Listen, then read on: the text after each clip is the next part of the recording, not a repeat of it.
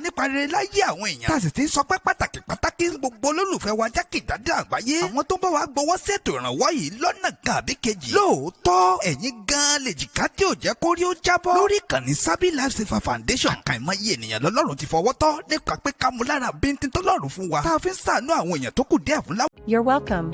Kindly subscribe to YouTube channel and follow on Facebook page at Dr. Zabby's Talk Show.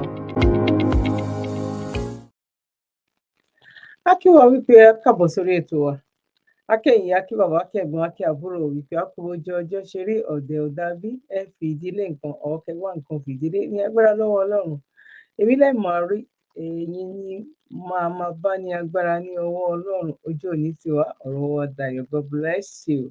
Ó kí gbogbo ẹ̀yin tẹ́ máa ń bá wa pín ètò wa àtẹ̀yin tẹ́ máa ń fi kọ́mẹ̀ntì sílẹ̀ àti ẹ̀yin tẹ́ máa ń bá wa like it. God bless you. Ẹ ṣé gan-an. Ọlọ́run nípa náà ìfẹ́ wa. Àmì ò ní ṣìwé ẹ̀yin náà ní ṣèmí gbọ́.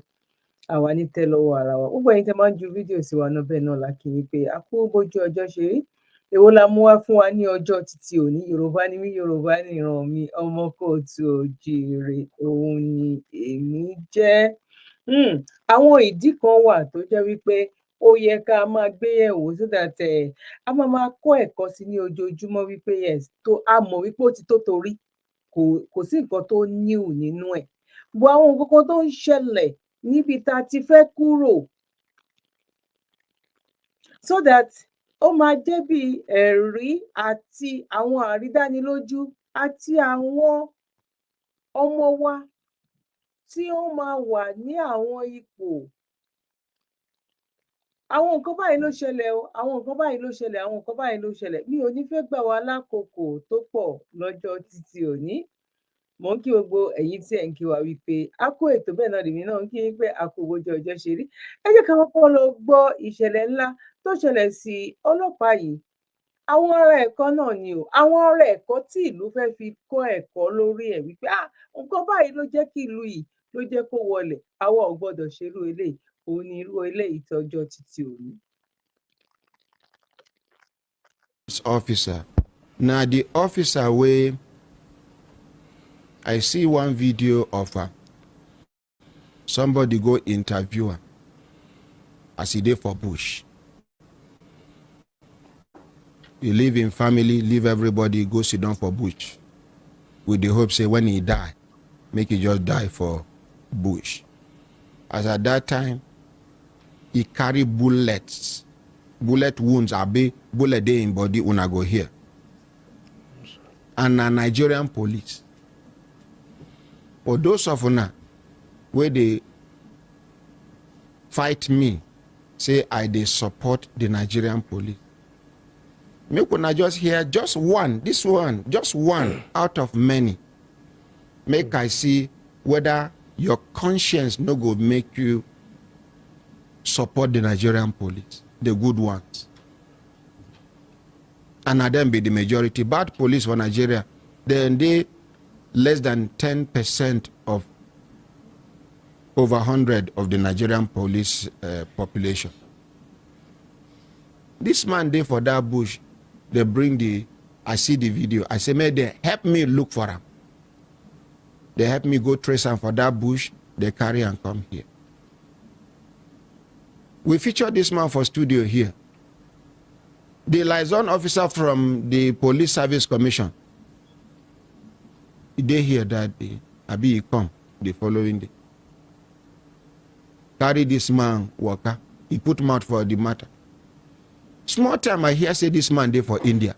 I come to say make we appreciate the Nigerian, the Police Service Commission.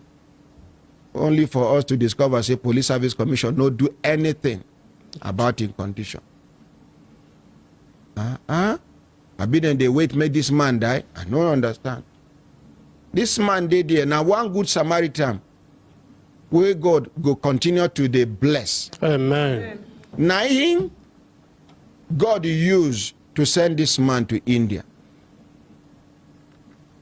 But when I go hear the full gist, when I go hear the full story from the man mouth. Yes. But before the man go tell us the story, Augusta, officer. Yes, sir. Wetin be your full name? My names are DSP Musa Mohammed Adamusa.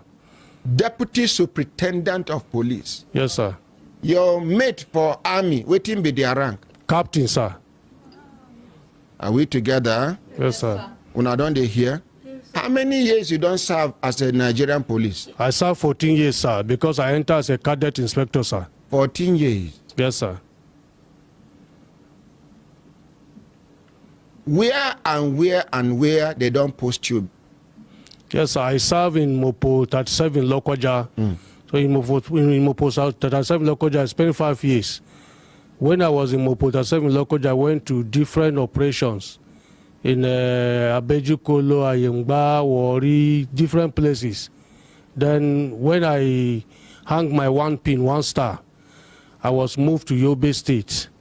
I served in Tarmu Babangida, Gaidam side, that is border to Niger. I serve in Buniyadi.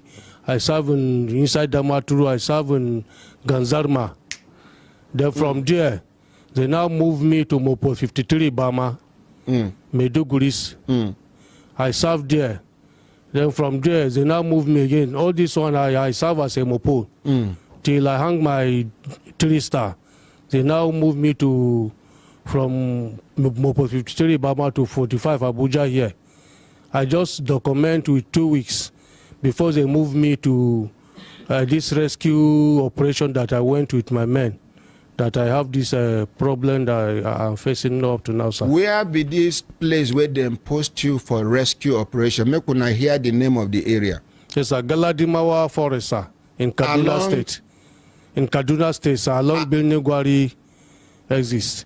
That Bilnigwari bush, now they call Junior Sambisa. Yes, sir.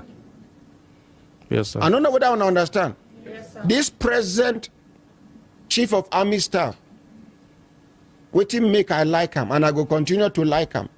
Now because when he be GOC 1D, now in the lead operation by himself to enter that bush. Because they are so comfortable in that bush, in that forest, that they have generator, they have other things. They are living large. Yes. Trailers, they enter into that bush to load cows, cattle, 2 trailer, 3 trailer, yes. Cow of people where they don't thief from Niger, Zamfara, and everywhere. They go carry them come that bush. They know they fear anybody. That place now deadly area it be, now dead zone it be. Yes. The people for that area they used to bandits. They are under the government of bandits. Yes. You won't go farm, you know where to go pay money, make them clear you. During harvest, you get percentage where you go give them, if not be so. If they here say one of our family members won't get relationship with police or the authority, they go come wipe all of our family. Yes. Una they shout wow. Some communities they now, as we they talk, now bandits they control them for this country. Exactly. I don't know whether Niger State done free in some communities for Niger State. So what are we saying? This police when they see, they not get 2 lives.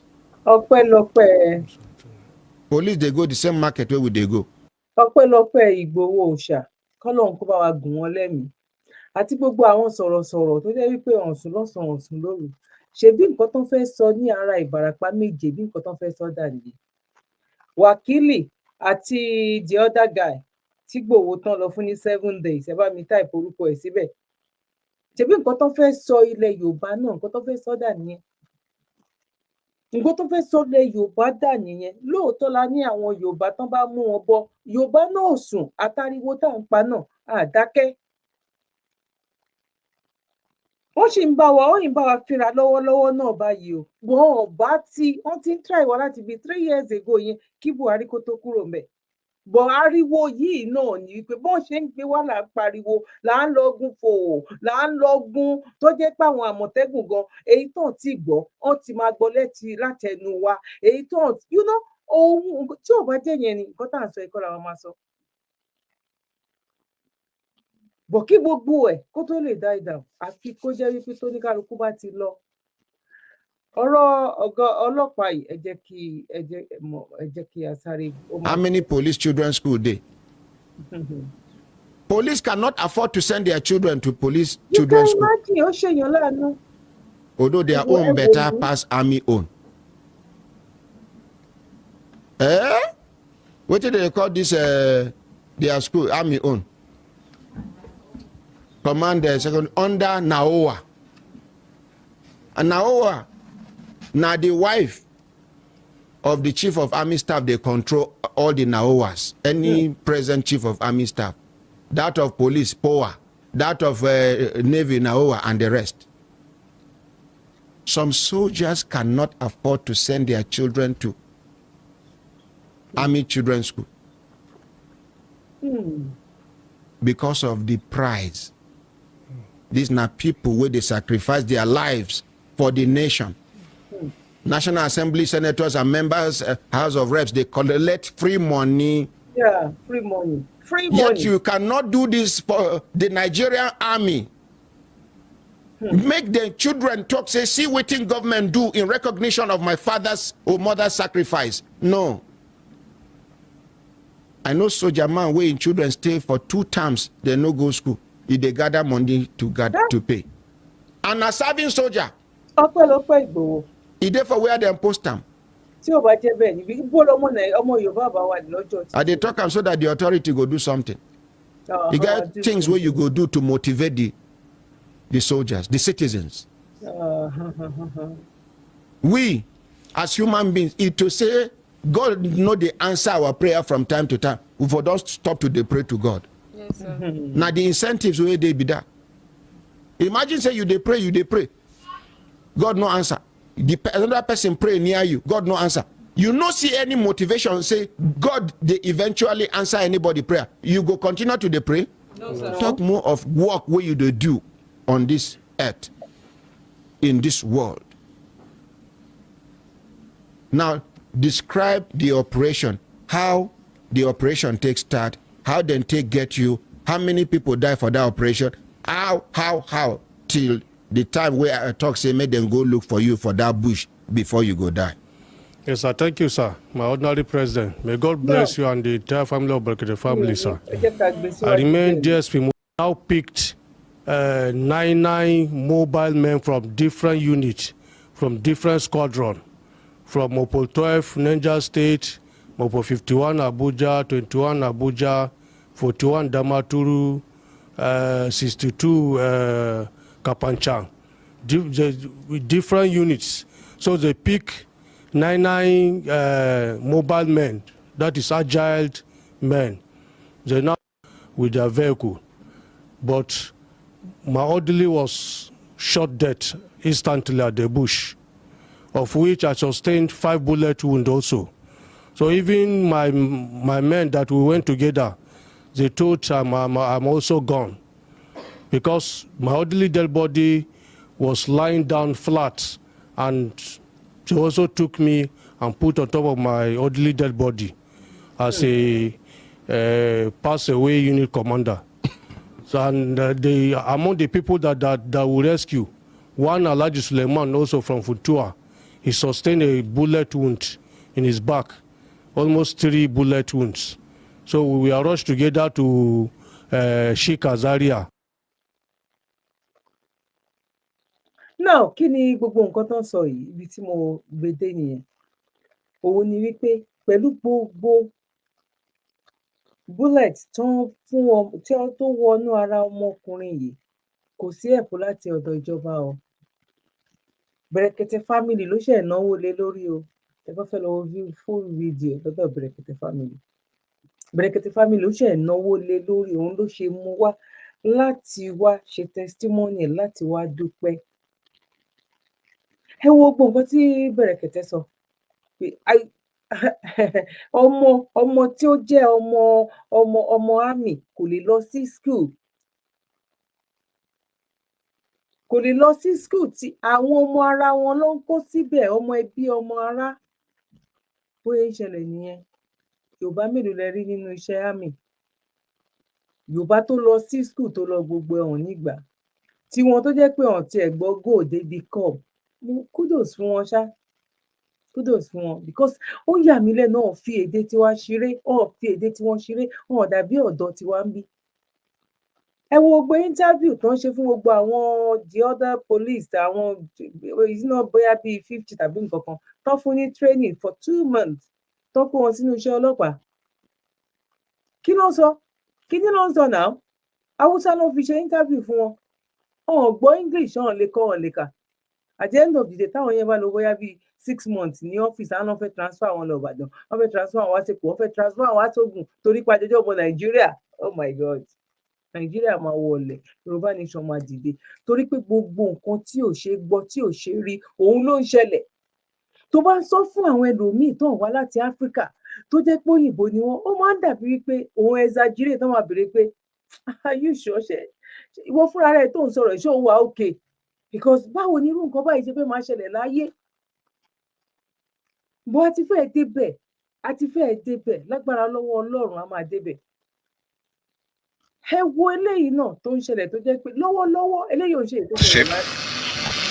I moved it this way, and there is not pose a threat, and we. A joint team of personnel of Atata Security Services Limited and security agencies have arrested a vessel, Harbour Spirit, while illegally loading crude oil from one of the platforms of the Sangana oil field in Brass, local government area of Bayelsa. Ikenamichi has details. The fight against crude oil. February leléyìí o, eléyìí ò ń ṣe ètò ìṣẹ̀lẹ̀ tẹ́lẹ̀ o. Ẹ máa wá gbọ́ nínú ẹ̀ náà ìpọ́n máa ní ìkan ti ṣẹlẹ̀ tẹ́lẹ̀. Is getting intense by the day as the collaboration of security. February ta wà nínú ẹ̀ yìí, òun ni eléyìí tó ṣẹlẹ̀. Àwọn kan ń jẹ̀yà, àwọn kan ń jọrọ̀ ìyà, iṣẹ́ táwọn kan ṣe. Ẹ̀yin ń jọrọ̀ ẹ̀, tax tó yẹ kẹ́ máa pín. Tẹ́yin bá tiẹ̀ wá mú bóyá bíi, tẹ́ bá tiẹ̀ ń kó bíi 50%. Kẹ́tì ẹ̀ wá fi 50%. Ẹ wo ọjọ́ tí Nàìjíríà ti ń campaign as iná, ọ̀nà, omi, hospital, tó fi ń campaign. Láti 1960 tó fi ń campaign up to bá ṣe ń sọ̀rọ̀ lọ́wọ́lọ́wọ́ yìí. Èpè tó ń ṣe fún àwọn governors yẹn, díẹ̀ ló yẹ kó jẹ́ nsìn. Most èpè tó máa ṣe nsìn máa dojúkọ gbogbo ẹ̀dákẹ́dá tó bá bọ́ síta tó lọ dìbò ní ìdìbò tó ń bọ̀. Tí àbá yìí tí kúrò nínú ilẹ̀ yìí, tẹ́ bá sọ wípé ẹ fẹ́ lọ dìbò, kí gbogbo ìlú mọ̀ wípé yes, ikú wa ti di àjọkú, àwẹ̀ wa ti di àjọgbà. Mo mú wọn pé lágbára lọ́wọ́ Ọlọ́run, ìyanu máa ṣẹlẹ̀. Security agents and private security outfit is yielding positive results. Just less than a month after the arrest of a vessel stealing crude oil at the Permitting oil field, another has been apprehended again. The vessel, MT Harbour Spirit, with IMO number 8226-272, is currently anchored at the Tantita facility in Oporoza. The vessel was already loaded with more than 88,000 liters of stolen crude oil when it was apprehended alongside 12 crew members at the Sangana oil field in Braz local government area of Bayelsa State. What had happened there was that we swung into action and discovered that it made fast to one of the oil platforms there and was loading crude oil illegally. And let it be on record also that the crew were quite cooperative. They did not pose a threat, and they were able to apprehend and arrest the ship and moved it this way. And the reason we are here is for the crew also to be safe and also for further investigations. The captain and the all Nigerian crew members explained how they found themselves in the ship. Tantita and the civil defense apprehend us. Even though 3 of my crew jumped into the water, and they never hear from them. We are just a crew, we are Nigerians, and it's what we want to eat. That is what we are looking for. That is the reason why we were employed on board this vessel. Now, ṣé tún gbọ́ ìyẹn, ibi tí mo tún wá fẹ́ kẹ́ gbọ́ nìyẹn. Ṣé ní gbogbo iṣẹ́ takuntakun àtàwọn tó já sínú omi yẹn sìn, ó ń lọ ni. Owó tó bá yẹ kán san fún wọn, àwọn kan náà máa gbà. tẹ́ bá wo fídíò kan tí mo ṣe kọjá, kẹ́ wo ọmọ tí ìyá ẹ̀ faint láàrin ọjà nìbàdàn 4 days náà làwọn fi jẹun àti ọmọ mẹ́ta àti ìyá, ọkọ ti kú.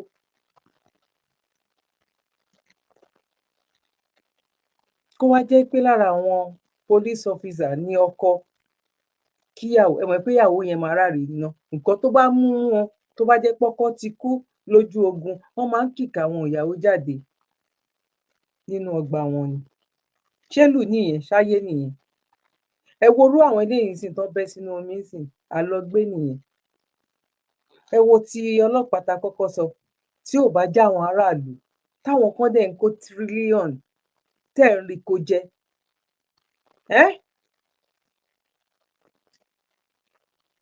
ká mọ̀ wá rí ẹni tó jẹ́ wípé Buhari fúnra rẹ̀ ṣe àní kó wà, àní bàbá ìṣọ́ tó bá jẹ́ pé bàbá Bọ́lá Ahmed Tinubu ṣe ẹyọ kan yẹn, àwọn ọmọ Nàìjíríà pẹ̀lú bébí ṣe wà, wọ́n tún máa fún ní kudos wípé àwọn tiẹ̀ try, kó tiẹ̀ jẹ́ kó lo ọ̀sẹ̀ kan bẹ́ẹ̀ kí wọ́n fi question ẹ̀.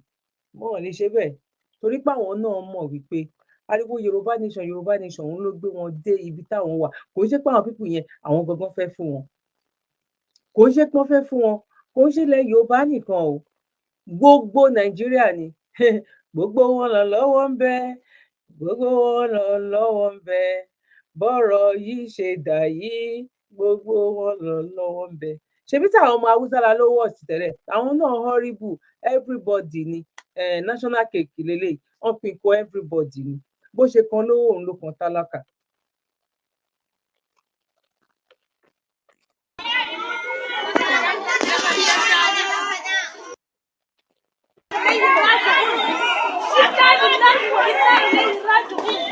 nílá ìwà yìí òbí gbóná, òbí ní òbí gbígbóná, òbí òbí.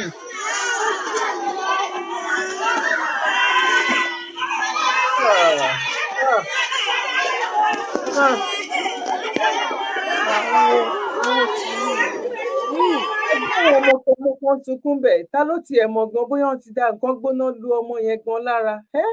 Ògì nìyẹn, ògì. ṣebí ìyá kan ló wà, kò ṣe pé kò sówó ni, because bóyá ìgbà tó lọ sójà ó lọ ta onkiri pure water, torí mo gbọ́ wípé wọ́n fẹ́ lọ gba omi kán lè gbomi fún wọn, bóyá ó ti fẹ́ lọ gbà á, tán bá lọ tà á kán dáwó padà, bóyá ìyá òrówó dá padà, ọ̀ bóyá wọ́n wé ọ̀dẹ̀ ọ̀dà ni ò ṣe sówó kankan lọ́wọ́ wọn fún 4 days náà tún fi jẹun, because tán bá ní 5,000 or 2,000 ní àná, wọ́n fẹ́ lọ ra pure water báàgì kan kí ìyá àtọmọ kan jọ lọ tà á. ìgbà tán bá máa débi tó wà lénìí, ó tún ti lọ sókè, bóyá wọ́n ti jẹ wọ́n lówó tẹ́lẹ̀, wọn ò lè gbé fún wọn. ẹ wo adúrú ọmọ tí ò lọ léèwé, ẹ wo adúrú ẹni tí ara ẹ̀ ò dá gan, tí ò lè lọ sí hospital torí kò sọ́fẹ̀ẹ́, kò sẹ́ni tó fẹ́ lọ bá.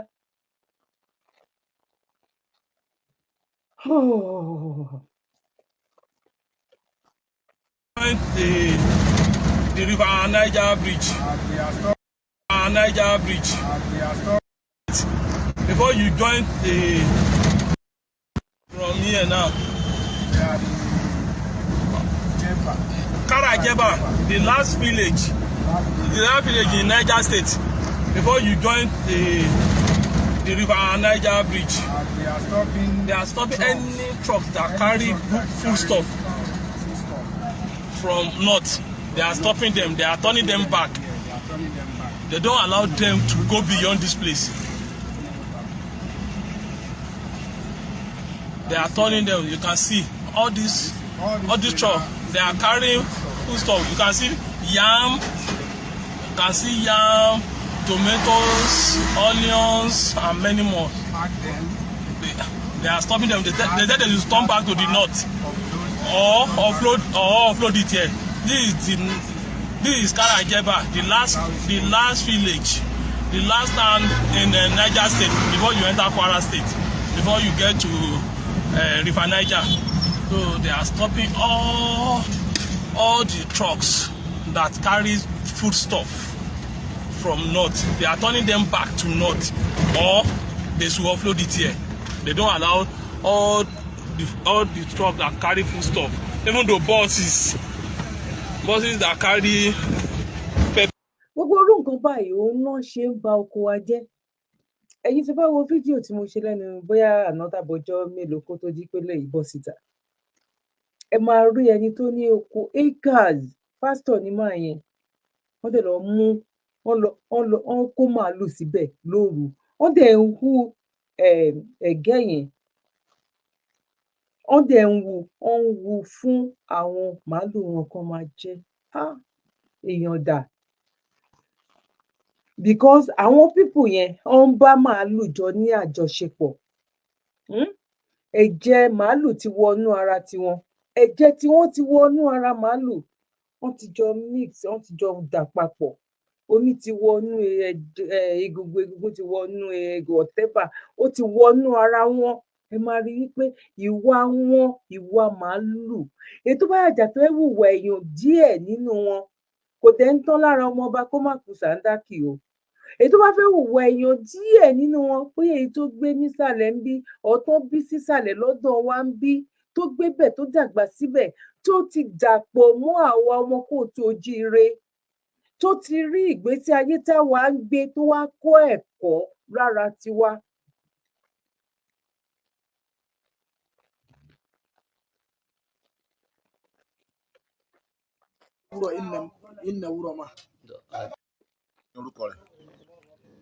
Orúkọ ẹ̀ níbo ló ti wá? Òkè-Ẹdẹ ní Kwara State. Òkè-Ẹdẹ ní Kwara State. Kí lorúkọ bí agboolé wọn? Nam. Gida Nadamu.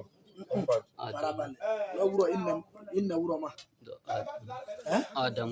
Nam. Abanya. Wàá gbọ́ àdúgbò bí tó ń gbé yẹn gangan. Abàyàn ní Kwara State. Okay. Bó ni wọ́n ṣe pọ̀ sí mẹ́sẹ̀ gbogbo wọn nínú ibẹ̀ ni wọ́n fi ṣe ìdó ni àbí láàrin ìlú?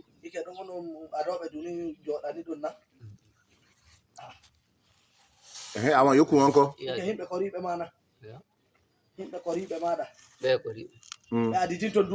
To I'm got in Nangi and got a bomb.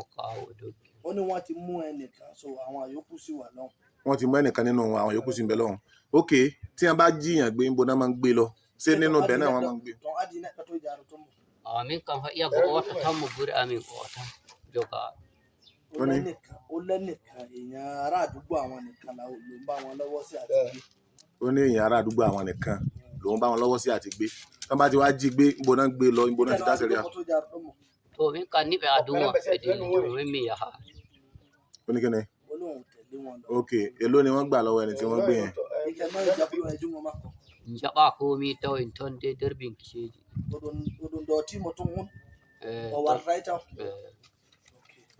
Ó láwọn ò tí ì gba owó kankan lọ́wọ́ ẹ̀, ó sì wà níbi táwọn kíìpẹ̀. Ó ń tọ̀hún sí ń bẹ́ níbi táwọn kíìpẹ̀ sí báyìí. Ó ní ní on the 13/2/2024 ẹni tí ẹ jí gbé yẹn níbi tẹ́ ẹ kíìpẹ̀ sí ó sì ń bẹ́ ń bẹ́ báyìí báyìí. Tọ̀nàndé bèbè mi àndà kàdínkù mọ́tò. Ó láwọn yòókù sàṣọ fóun pé ibẹ̀ ló wà. Ok. Ṣé ó ń tọ̀hún wọn ètí ìpá? Nice one. Eléyìí ṣe interview ṣe rí pọ́n fi déètì sí wípé 13/2/2024. Inú ọ̀sẹ̀ tá a wà nínú ẹ̀ ló ṣẹlẹ̀, inú oṣù tá a wà nínú ọdún tá a wà nínú ẹ̀ yòówù ló ṣẹlẹ̀. Ẹ̀yin ẹ wo àwọn tó ń jiyàn gbé. Ẹ̀yin ẹnu ẹ bá wa fojú wò, ẹ bá wa fojú inú wà tójú tẹ bá wa fi wò. Ìyẹn lè máa fi mọ̀ wípé àwọn people yìí ó ń rán wọn níṣẹ́ ni. Àwọn náà ní àwọn bàbá àsàlẹ̀ tó ń fún ní return. Àwọn tó jẹ́ wípé ìjọba wọn ó ń sponsor wọn láti fún wọn ní owó láti lè ṣe nǹkan ọ̀gbìn. Báyìí sọ pé àwọn pípù yìí ó ń ya ewúrẹ́ ẹranko tó ó ń help ara wọn. Àwa táwa sọ wípé a gbọ́ níwájú lẹ́yìn. Kò ń ṣe pé Yorùbá ògbọ́n àtẹnujẹ ló ń pa wá. Tá gbọ́ níwájú lẹ́yìn, oore wo la ṣe fúnra wa? Tẹ máa rí àwọn owó tó bá pín fún wọn yẹn, àwọn máa ń pín fún wọn tó tún máa ń fi interest sí. Tún fi interest sí. kí àwọn tiwa kan tó pín irú ẹ̀ ó dàbí pé wọ́n lọ ń pín kan lẹ́kọ̀ọ́ nsìn ìgbà táwọn èèyàn ti ń kú sí orí títì àwọn ọmọ haúsá ò dúró kán kú sórí títì tó fi ń ranra wọn lọ́wọ́ báwo ni tiwa ṣe rí báwo ni tiwa ṣe rí last video tí máa gbé wáyé I'm pretty sure pé nǹkan tó máa bẹ̀rẹ̀ sí ni máa ṣẹlẹ̀ sí àwọn people yẹn nìyẹn àwọn new generation àwọn ilẹ̀ ń bá dán gborílẹ̀ ìwò díẹ̀ báyìí ló kù ṣẹlẹ̀ àwọn tó wà ní 10 years 11 years nǹkan kan bẹ́ẹ̀ yẹn táwọn yẹn bá máa bẹ̀rẹ̀ sí ní another generation lẹ́rìn yẹn nínú àwọn ọmọ 5 years nísìn revenge yẹn máa pọ̀ àmọ́ pé púpọ̀ nínú yín torí irú Babangida ń ṣe bóun ìwà láyé ọ̀pọ̀lọpọ̀ yìí lè wà láyé ó lè wà láyé ẹ máa fojú yín kó ìkókó ẹ máa fi in short no. And say hi to you. Don't like what you're saying. It's not like I don't like you, but you know. So are you alone? Yes, I'm alone. Are you scared? No, I'm not. You know the way the country is. So what do you want to do now? I just want to come and stay with you for a while. So can you help me open the gates? Yeah, sure. Thank you.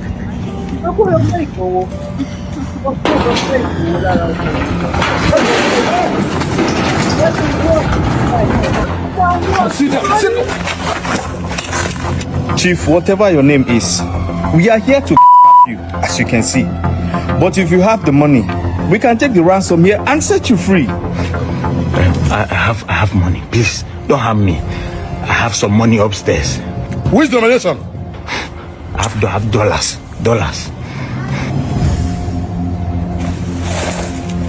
Please don't harm me, please. You are not in a position to negotiate here. Now, tell her where the money go. Check that wardrobe beside my bed, in front. I can only count on day here. No, not that one. The other one. You see dollar there. Yes. It's bringing the money. These you people be patient. How far? I got the money, but this is too small. Let's waste this man here. Keep this on this. I mean, take a good look at yourself. You people are able-bodied men. Future leaders of this country. You are the leaders of tomorrow. I mean, you maybe get a job, or even if there's no job, I know there's no job, but get a skill. Do something better with your lives. And if you believe, trust me, you can never achieve. Keep quiet! You didn't meant? I be like small picking for your eye. You have been in House of the Rep for over 15 good years. They allocated money for road. They allocated money for good life. They allocated money for health. They gave you money to build school. What did you do? And yet, your children are abroad, schooling, living a good life. Haraja, enter school. Because of money, I drop out. Nobody to give me money. Nobody, no help from anywhere. Your last election, what happened? Nobody say my papa go carry ballot boss. They buy my papa there. And if only they talk, I don't get papa again. And you think they talk? And you didn't get abroad. They didn't study. They didn't live that good life. It's a life where they live not be good. It is a like her. It's a street where they like her. Please, I have an offer to make. If you can spare me, I will make an arrangement. First thing next month, all of you, I will make sure you get a good job in the UK. Yeah. 1, 2, 3, 4, 5, 6. The 6 of you, I will make sure I sponsor you to go abroad and have a good time, and all of you are going to happily get married, get cars, get everything you want. But please spare my life.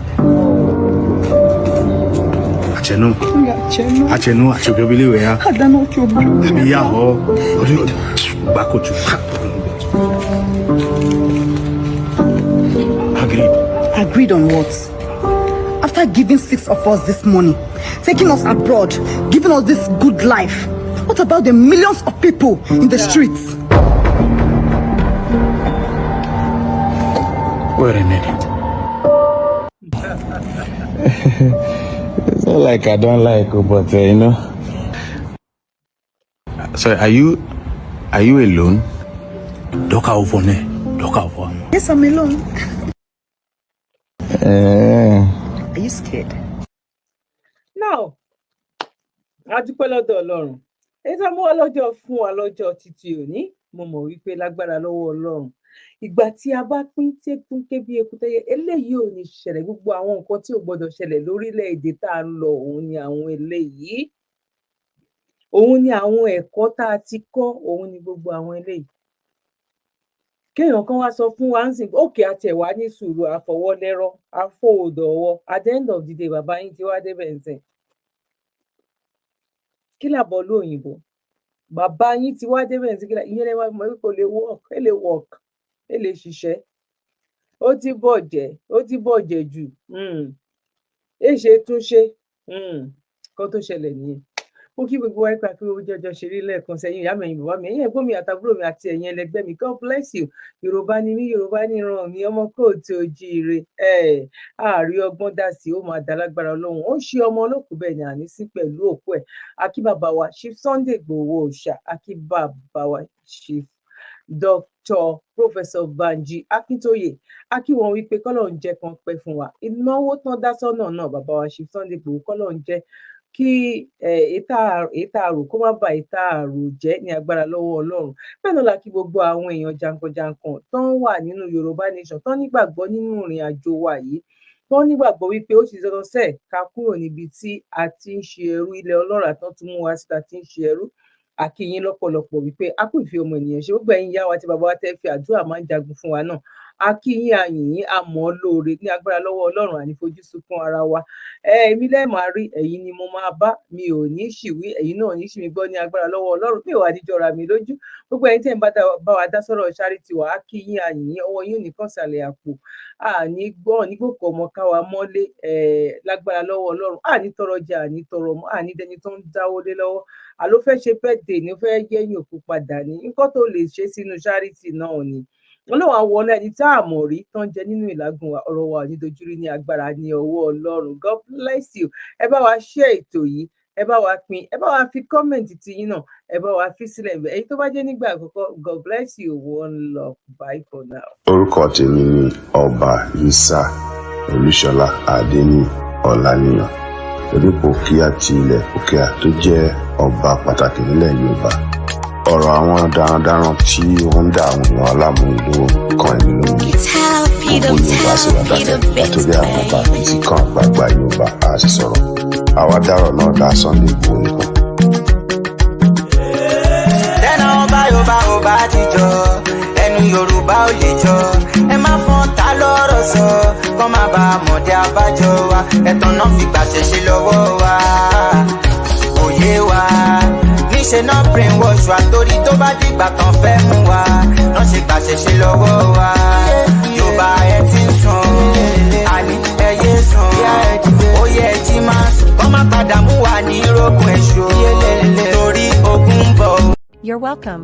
Kindly subscribe to YouTube channel and follow on Facebook page at Dr. Zabby's Talk Show.